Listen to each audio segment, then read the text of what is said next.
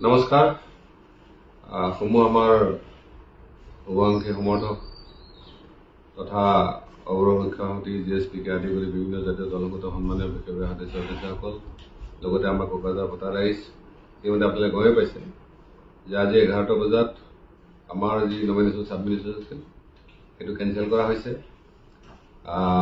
এইটোত আপোনালোকৰ লগতে আমি আপোনালোকৰ দুখৰ একেলগে আমি সমভাগী। যেহেতু আমাৰ অলৰেডি সিদ্ধান্ত হৈ আছে, অলৰেডি আমাৰ দুজন কেণ্ডিডেট বিনীতা ডেকা আৰু ঘনশ্যাম দাস ডাঙৰীয়া আছে, অহাকালিলৈকে উজ্জ্বল আছে। আমি এতিয়াও চেষ্টা কৰি আছো যাতে এই অৰ্ডাৰটো এগেইনষ্টে চেলেঞ্জ কৰাৰ কাৰণে।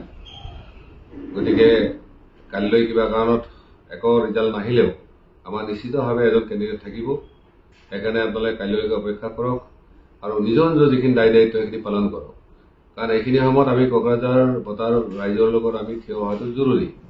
আপোনালোকে জানে যে আমাৰ বিৰোধীবিলাকে ষড়যন্ত্ৰৰ যিমানেই নকৰক কেলে আমি কোনো কাৰণতে হাৰ নামানো। আমি যাতে নিজৰ সিদ্ধান্ত অটল থাকো। আপোনালোকৰ লগত মই আগতেও আছিলো, আজিও আছো, ভৱিষ্যতেও আছো। আপোনালোকে নিশ্চিত থাকক যে কোকৰাঝাৰত আমি বিজয়ী হ'বই লাগিব এনি হাও। তাৰ কাৰণে আপোনালোকে ৰেডি থাকক আৰু নিজৰ নিজৰ যিখিনি দায়িত্ব সেইখিনি ভালভাৱে পালন কৰক।